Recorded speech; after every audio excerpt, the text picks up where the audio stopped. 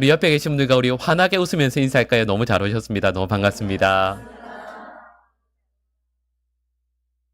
어, 그, 이제 제가 저희 교회 부임하고 나서 이제 처음 이제 들어와서 그 지냈던 사택이 아시죠? 옆에 주미 아파트였어요.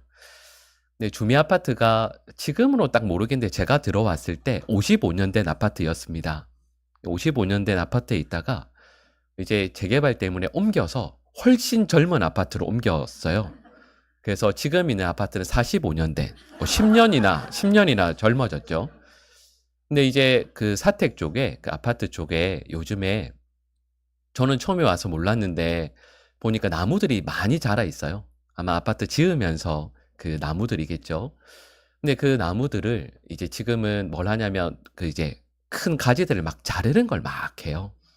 그래서 이게 너무 많이 잘라서 주민분들이 많이 질문하시나 봐요. 왜 이렇게 나무를 많이 자르냐고. 근데 쭉 써놨는데 보니까 워낙은 이제 건강한 나무들은 한 높이가 아파트로 하면 한 2, 3미터 정도 자란대요. 근데 저희는 오래됐으니까 9층까지 자라 있습니다. 나무들이. 그래서 그 나무들을 이렇게 잘라야 된대요. 근데 자르고 보니까 이전에는 나무가 아주 크고 무성할 때는 잘 몰랐는데 자르려고 보니까 실제로 높이는 자랐지만 나무가 다 건강하지가 않대요. 근데 제가 그 내용을 듣고 그 앞을 이렇게 쭉 지나가면서 보니까 마치 이런 것 같아요. 그 나무들이 위로 많이 자랐고 가지도 잎도 정말 무성한데 막상 그 안은 건강하지 않은 거죠. 여러분 저희가 하루하루를 한 해 한 해를 살면서 보면 우리 얼마나 애썼어요. 여러분 오늘도 정말 열심히 애쓰면서 지내셨죠? 그죠? 일하시는 분들은 일 열심히 하셨을 거고 가정에서 또 직장에서 일하시는 분들도 얼마나 열심히 하셨겠어요? 근데 막상 우리의 관심을 어디에 주로 두냐면 좀 더 많은 잎을 내고 많은 열매를 맺는 데는 다 쓰는데 막상 사람들에게 안 보여주는 그곳은 병들고 또 상처 입고 아픈 경우들이 참 많겠다. 근데 그러면서 우리가 사순절기를 보냅니다.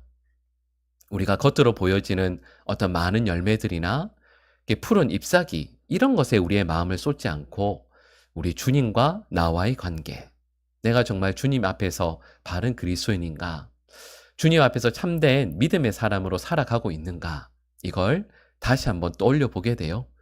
여러분 이 사순절기 그리고 우리 믿음의 삶 가운데에서 맞아요. 많은 가지를 내고 높이 자라는 것도 중요하겠지만 우리 주님 앞에서 바른 믿음의 삶을 아름답게 신실하게 살아가는 우리 믿음의 백성들 되시기를 간절히 축복합니다. 여러분 저희가 이제 로마서 이제 7장까지 말씀을 보고 8장 말씀을 대합니다. 근데 특별히 저희가 지난번까지 살펴보았던 그 7장 후반부에 나오는 내용들이 뭐냐면 이런 거죠.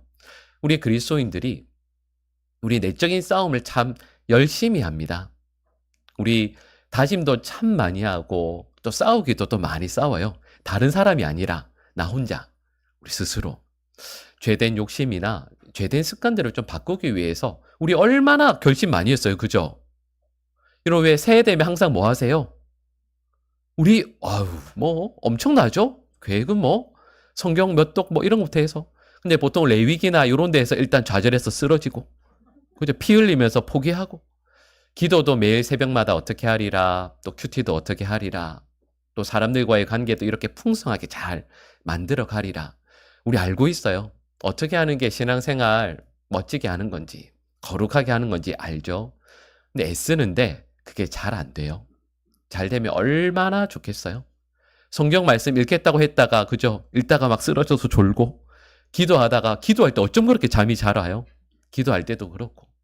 누군가를 용납하고 품는 것도 이렇게 힘들고 내적인 싸움들을 늘 애써서 하지만 실제로는 생각해 보면 이길 때보다 질 때가 그죠? 조금 더 많은 것 같아요. 근데 여러분 저희가 지난주까지 살펴보았던 이런 내용이 이런 거죠. 율법 앞에서 하나님의 말씀 앞에서 내가 얼마나 죄인인지 그래서 그 영적인 싸움에 내가 늘 지면서 나 자신을 보면서 이렇게 떠올리게 되죠. 아 나는 아무래도 안 되겠다. 나 같은 사람은 진짜 희망이 없구나. 하나님 앞에 설 때마다 말씀 앞에 설 때마다 나는 진짜 안 되겠구나.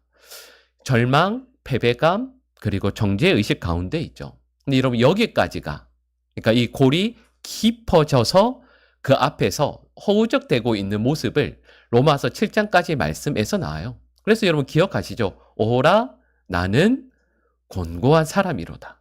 이 단식이 저절로 나올 수밖에 없는 것, 이게 로마서 7장까지에 나옵니다.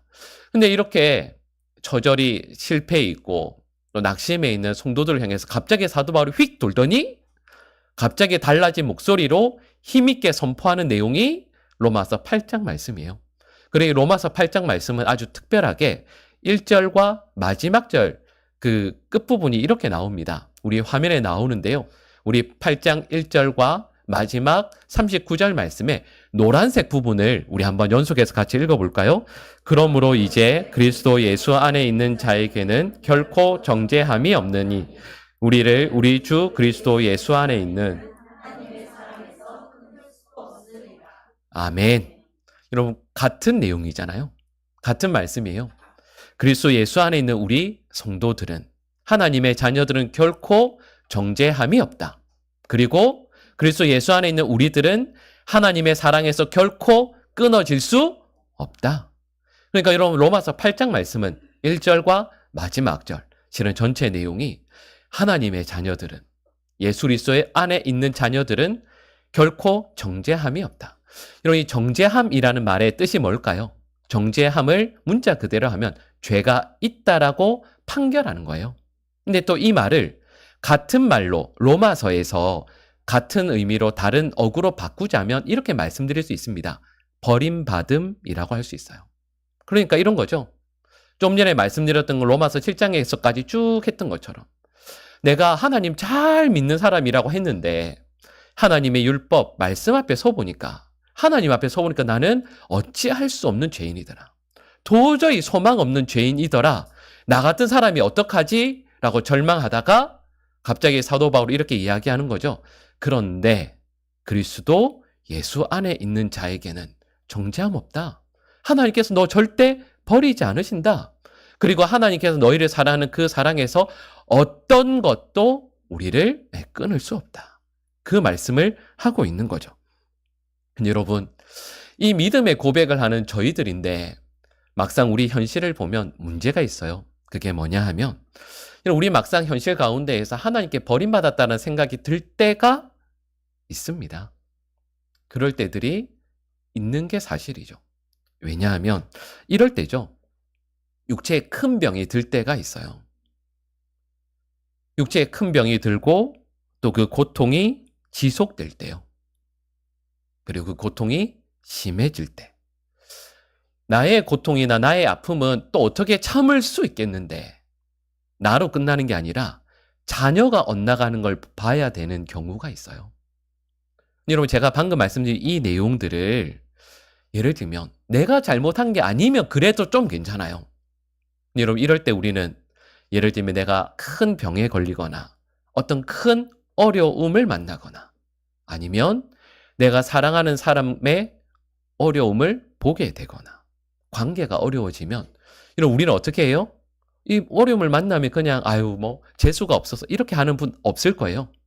그런 문제들을 만나면 우리는 항상 뭘 해요? 우리를 돌아봐요. 근데 돌아보는데 나 자신을 돌아보니 내가 큰 죄를 지은 걸 깨닫게 돼요. 아 내가 그때 그런 죄 지어서 하나님께서 나를 정죄하시나 보다. 내가 잘못해서 내 자녀가 이런 어려움을 당하나 보다. 이런 그럴 때 진짜 괴롭죠. 내가 잘못해서 하나님께서 나를 정죄하시고 너 이런 죄 있는 거 알지? 너 그러니까 이거 나 용납 못하겠어. 하나님께서 나를 버리시는 것 아닌가? 하나님께서 나를 이렇게 아프게 하시는 것은 아닌가라는 고민을 할 때가 있어요. 근데 여러분 또 이렇게 하면 그 다음 단계가 펼쳐집니다. 그냥 내가 이렇게 좀 괴로워하다가 이걸 기도하면서 잘 해결되면 끝나면 좋을 것 같은데 절대 여기서 끝이 안 나요. 그 다음에 누가 저기서 확 달려와요. 우리한테 손가락질하면서 누가 막 달려와요. 누가 달려와요? 마귀가 달려옵니다. 마귀가 꼭 달려와요. 마귀가 달려올 필요도 없죠. 나 스스로가 나를 향해서 소리치기 시작합니다. 나의 죄책감, 나의 양심이 나한테 말하기 시작하죠. 여러분 아마 그런 경험들 다 있으시죠? 이렇게 말하지 않아요? 야, 그거 네가 그때 잘못했던 거에 대한 벌이야. 너 지금 하나님의 정죄 아래 있는 거야. 너 그래서 고통받는 거야. 너 이거 하나님께 버림받았다는 증거야. 네가 신앙생활 똑바로 했으면, 너 그때 그런 죄 안 지었으면 이런 일 없었어. 네가 잘못해서 이렇게 된 거야. 여러분 제가 방금 말씀드린 이 내용요. 이 내용이 여러분 성경에 어느 성경을 보면 가득한 거 아세요? 어느 성경에 이 내용이 가득하냐면 욥기에 가득합니다. 좀 전에 말씀드린 이 내용에 관련된 대화들이 계속 욥과 친구들 사이에서 오가는 거예요. 욥을 옆에서 보면서 욥의 고난을 봐요. 친구들이 뭐라고 해요? 너 이렇게 고통당하는 거 보니까 너 죄 지은 거 틀림없어. 사람들은 너 괜찮다고 하지만 우리는 못 봐서 그렇지. 너 많은 죄 지었기 때문에 하나님께서 너에게 죄 있다고 정죄하시는 거야. 그래서 너를 버리신 거겠지. 지금이라도 어떻게 하고 돌아와 하는 게 욥의 친구들이죠. 여러분 실은 그 내용이 가득 차 있는 게 욥기입니다. 여러분 이때 욥이 이렇게 반응해요. 욥이 이렇게 이야기하죠. 여러분 우리 욥기 13장 24절 말씀이 화면에 나옵니다. 같이 한번 읽어보실까요? 주께서 어찌하여 얼굴을 가리시고 나를 주의 원수로 여기시나이까? 아멘. 여러분 우리는 욥의 고난을 알고 있으니까요. 방금 읽은 우리 욥기 13장 24절 말씀 욥이 이렇게 말했을 때 우리 충분히 이해되죠? 아유 욥이면 그럴 수 있겠다. 근데 여러분 24절 말씀을 다시 한번 잘 보세요. 하나님께서 어찌해서 나한테 얼굴을 가리시고 외면하시고 나한테 고개를 확 돌려버리시고 나를 원수로 여기시는구나. 맞는 것 같지만 이 말씀은 맞는 말씀이 아닙니다. 하나님은 욥에게서 욥을 외면하신 적도 없고 욥을 원수로 여기신 적도 한 번도 없습니다. 하나님은 욥의 대적이 되시고자 작정하신 적이 한 번도 없죠. 우리는 하나님께서 나를 정죄하신 것이라고 생각하는데 여러분 실은 그렇지 않습니다. 하나님께서 욥을 정죄하신 적이 없어요. 우리가 맞아요. 우리 분명히 죄를 범하죠. 이제 여기까지 생각을 해보니까 우리 이럴 때가 있죠. 여러분 제가 전에 잠깐 이런 말씀을 한번 드린 적이 있어요. 여러분 왜 우리는 한 달에 한 번씩 이제 성찬하잖아요. 그죠? 여러분 혹시 그 성찬 받으실 때 마음 떨린 적 없으세요?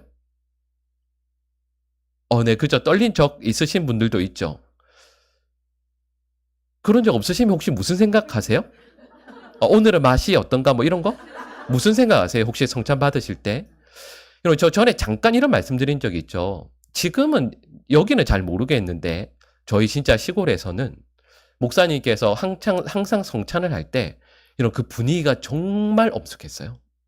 네, 목사님께서 항상 하셨던 말씀이 있습니다. 그게 뭐냐면 여러분 성찬 받으실 때 혹시 지난주에 혹은 그 앞에 주라도 하나님 앞에서 범죄한 게 생각이 나시면 받지 마십시오. 여러분 진짜 그렇게 말씀하셨어요. 그래서 저도 떠올려 보면 제가 어렸을 때 다녔던 교회에서 성찬 실제로 안 받는 분들이 많이 있었습니다. 생각해 보니까 지난주에 특별히 죄를 좀 지었거든요. 이거 성찬 받았다가 큰 뭔가를 당할 것 같은 죄를 지으셨나 봐요. 물론 이건 그냥 제가 드린 말씀이지만 그 죄 앞에서 자신을 돌아보면서 나는 자격이 없이 하고는 성찬을 받지 않으신 분들이 있어요. 근데 그 근거가 고린도전서 11장 28절에서 32절 말씀이 나옵니다. 사도 바울이 성찬에 대해서 가르치면서 이렇게 말씀해요. 성찬 받을 때 만약에 잘못 받으면 예수님의 몸, 예수님의 피를 너희가 더럽히는 것이다.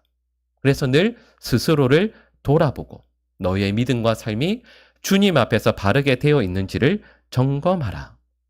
성찬 받을 때 함부로 받지 마라. 예수님의 몸, 예수님의 피에 대해서 범죄하는 것이다. 이 말씀을 쭉 해요. 근데 그러면서 마지막 절 내용이 이렇게 나옵니다. 좀 전에 화면에 나왔죠? 우리 11장 32절 말씀을 우리 같이 한번 읽어보실까요? 우리가 판단을 받는 것은 주께 정죄함을 받지 않게 하려 하심이라. 아멘. 여러분, 이 말씀을 다시 한번 잘 보셔야 돼요. 앞절을 보면 이렇게 나오죠. 우리가 판단을 받는 것은.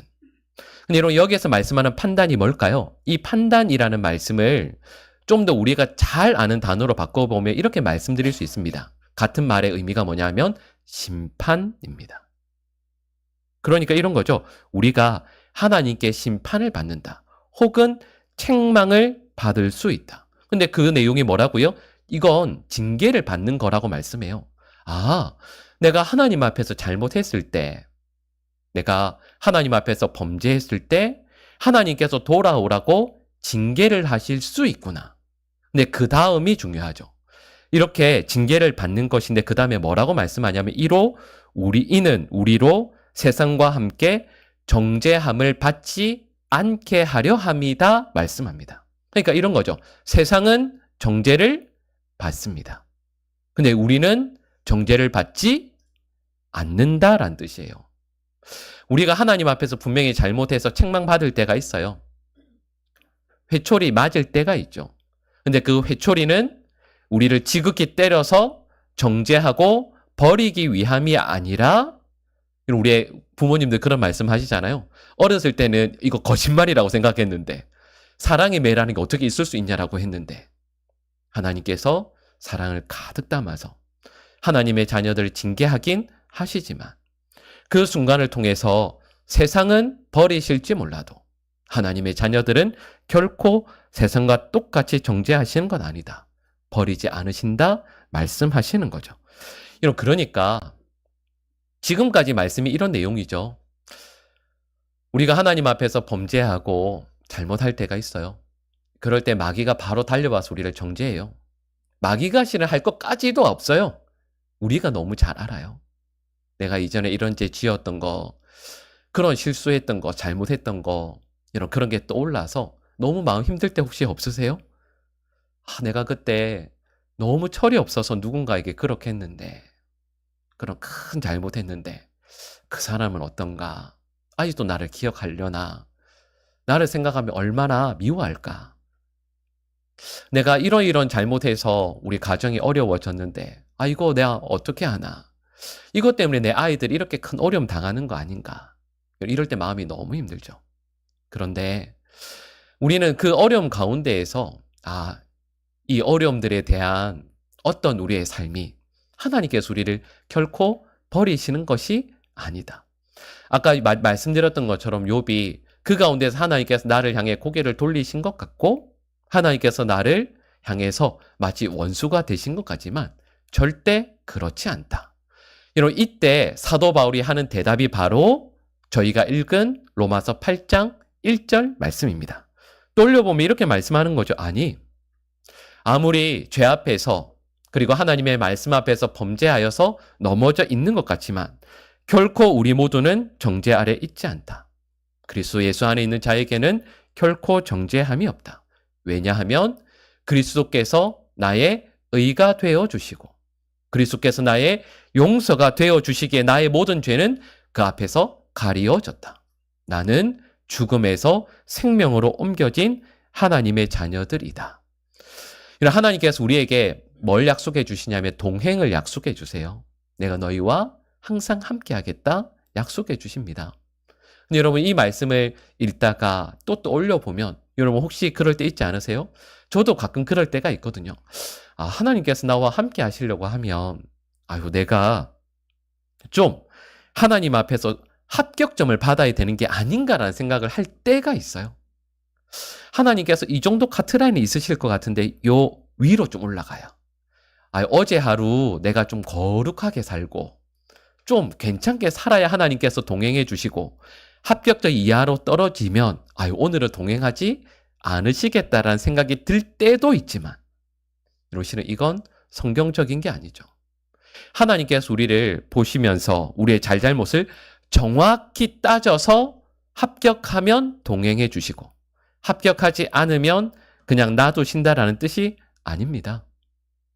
오늘 말씀은 정확히 우리에게 이렇게 말씀하죠. 하나님은 결코 그리스도 예수 안에 있는 자를 정죄하지 않으신다. 버리지 않으신다 말씀하는 거죠. 근데 여러분 실은 이 말씀을 우리가 받아들일 때 여러분 여기에는 정말 중요한 전제 조건이 있습니다. 조금 전에도 제가 말씀드렸죠. 하나님께서 결코 정죄하지 않으신다. 하나님께서 결코 하나님의 사랑에서 우리를 끊어내지 않으신다라고 말씀하셨는데 우리 아까 읽었던 1절과 39절 말씀에서 똑같이 전제 조건이 있습니다. 그게 뭐죠? 그리스도 예수 안에 있어야 돼요. 근데 여러분 그리스도 예수 안에 있다라는 말씀의 의미가 뭘까요? 그리스도 예수 안에 있다라는 말의 의미가 무엇이겠습니까? 실은 여러분 이 말씀이 설명하려면 정말 많이 다양하게 해야 되는 말씀이에요. 왜냐하면 사도 바울에게 가장 중요한 개념 중에 하나가 그리스도 예수 안에라는 말이거든요. 근데 쉽게 하나 설명드릴게요. 여러분 지금 우리는 어디 안에 있죠? 저 그렇게 말씀하시면 저는 그냥 교회 안이라고 여러분 우리 지금 여기 교회 안에 있잖아요. 그죠? 그죠? 예, 여러분. 여러분 말씀을 잘 해주셨는데 지금 우리가 교회 안에 있어요. 근데 이 말을 할 때 뭐뭐 안에라는 말은 무슨 의미죠? 공간을 의미합니다. 그러니까 어느 공간에 있을 때 예를 들면 도서관 안에, 교실 안에, 그리고 교회 안에라고 할 때 이 안에라는 말을 쓰죠. 근데 좀 전에 말씀드렸던 그리스도 예수 안에라고 했을 때 이 말은 여러분 그렇게 할 수는 없잖아요. 그러니까 이 말은 공간의 의미는 아니겠다라는 건 충분히 짐작할 수 있습니다. 그러면 그리스도 예수 안에 있다라고 했을 때 이 말은 뭘까요? 공간이 아니라 관계를 의미해요. 그러니까 이런 말씀이죠.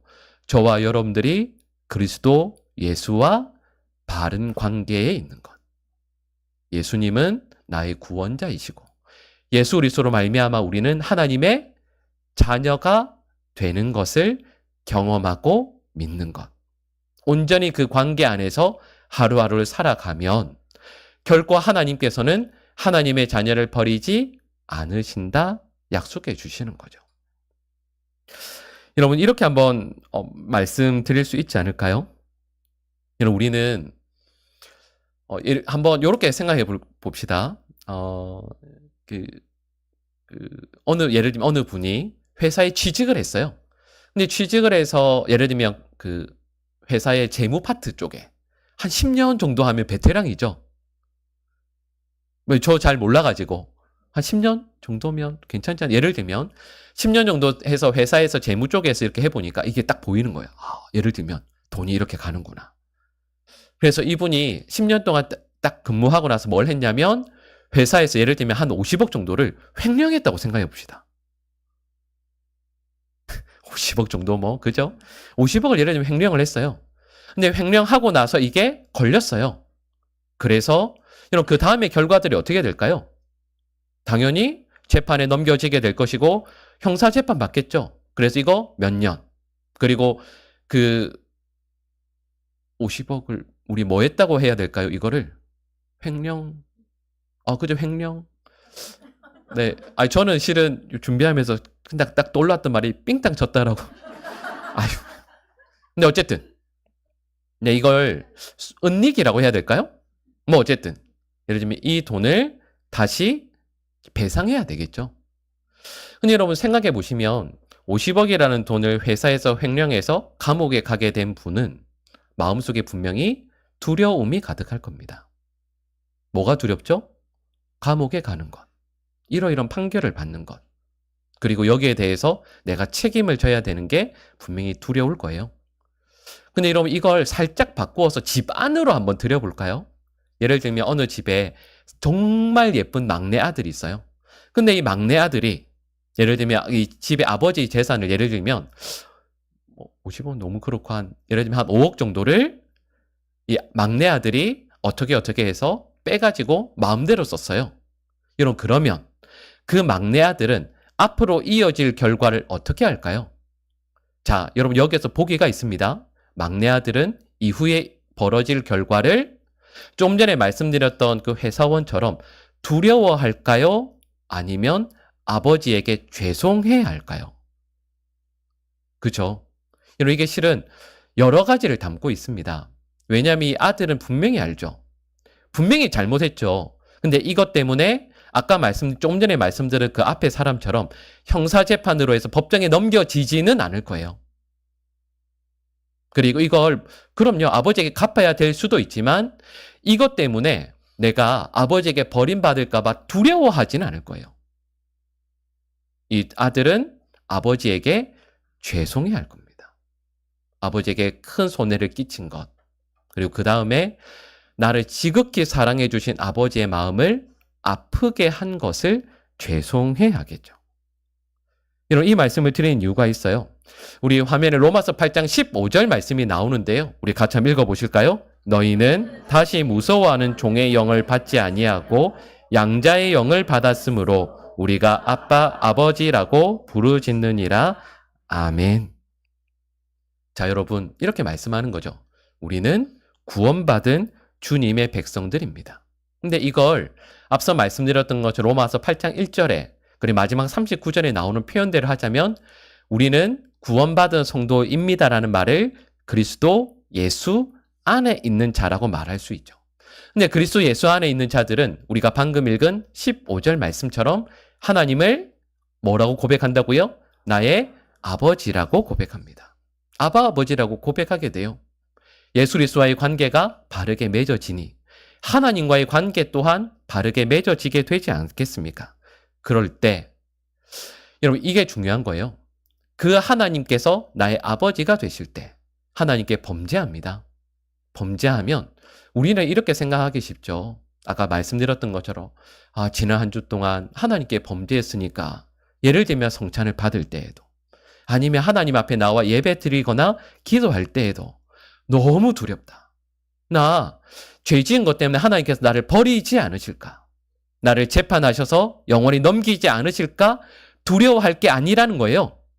죄 짓고 하나님 앞에 섰을 때 우리의 마음은 뭐여야 된다고요? 죄송함이어야 돼요. 하나님께서 나를 이렇게 사랑하시는데 하나님께 나에게 이렇게 놀라운 사랑을 베풀어 주시고 은혜 베풀어 주셨는데 내가 하나님의 마음을 아프게 했구나. 하나님 앞에서 범죄했구나. 그래서 하나님 앞에서 죄송해 하는 거예요. 근데 여러분 이게 두 가지가 정말 큰 차이예요. 하나님 앞에 섰을 때 무서워하는 것, 두려워하는 것과 하나님 앞에 서서 죄송해 하는 것은 출발점 자체가 다릅니다. 그러니까 오늘 본문 말씀의 내용은 이런 거죠. 여러분 우리가 살면서 범죄하고 잘못할 수 있죠. 잘못해요.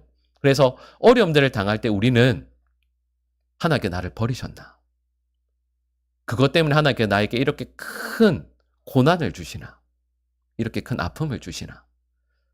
근데 여러분 오늘 본문 말씀은 이렇게 말씀해요. 아니, 하나님의 자녀로 예수 그리스도로 말미암아 구원받은 너희들 하나님께 결코 버린 적 없으시다. 앞으로도 버리지 않으실 것이다. 죄 때문에 걱정하고 두려워할 것 아니다. 하나님 앞에 섰을 때 하나님은 우리의 아버지이시니 그 하나님 앞에서 죄송해하고 하나님 이제 하루의 삶을 앞으로의 삶을 하나님의 자녀로 바르게 살겠습니다. 이게 저와 여러분들의 삶이라고 말씀하고 있는 거죠. 여러분 그래서 요한일서 1장 9절 말씀을 보면 이렇게 말씀합니다. 우리 같이 한번 읽어보실까요? 만일 우리가 우리 죄를 자백하면 우리를 모든 불의에서 깨끗하게 하실 것이요. 아멘. 여러분 이 말씀에서 요한 사도 요한은 이렇게 말씀해요. 만일 우리가 우리 죄를 자백하면. 근데 여러분 여기에서 우리 죄를 자백하면 이라는 말은 하나님 앞에서 벌벌 떨면서 하나님 이 죄 때문에 제가 지옥 갈까 봐 너무 두려워서 죄를 털어놓습니다라는 걸 말씀하는 게 아니에요. 하나님, 제가 하나님의 자녀인데 하나님의 마음과 뜻을 너무 잘 알지만 그렇게 살지 못했습니다. 하나님 마음을 아프게 해서 죄송합니다. 하나님, 저를 용서해 주십시오. 하나님의 딸이고 하나님의 아들입니다. 하나님 저 은혜 한번 베풀어 주세요라고 엎드리는 거죠.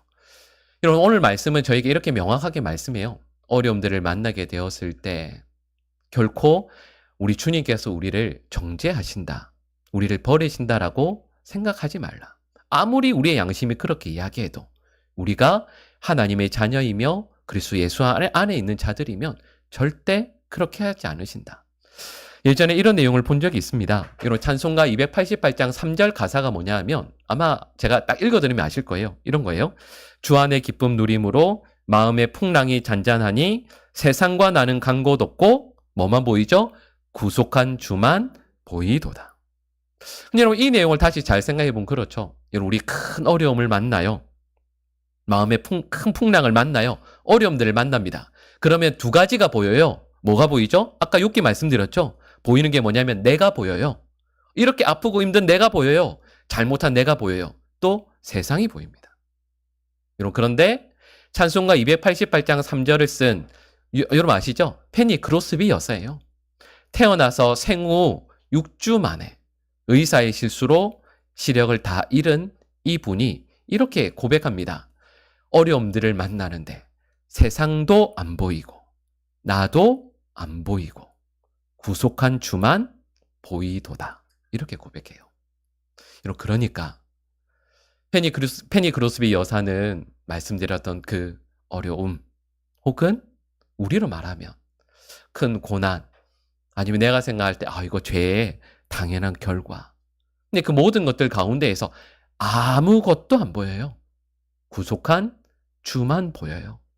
나를 지극히 사랑하시고 나에게 구원의 손길을 또다시 베풀어 주시는 하나님 아버지만 보여요. 그러니까 페니 크로스비 여사는 진정 감사하고 진정 기뻐할 수 있는 거죠. 여러분 오늘 저희가 이 8장 1절 짧은 말씀을 함께 나누었는데 여러분 지금까지도 그렇고 앞으로도요. 큰 어려움들을 만나게 되었을 때 그런 말 쓰지 않나요? 벽 앞에 섰을 때 하나님께서 나를 정죄하시나 보다. 하나님께서 나를 버리셨나 보다. 하나님의 사랑에서 내가 끊어졌나 보다. 여러분 절대 그렇지 않습니다. 여러분 저희들의 평생의 삶을 통해서 예수 그리스도께서 우리를 구원하셨음이 믿음의 고백이 되고 하나님께서 우리의 아버지이심이 믿어지고 감사함이 되고 찬송이 되는 우리 모든 하나님의 백성들 되시기를 간절히 축복합니다.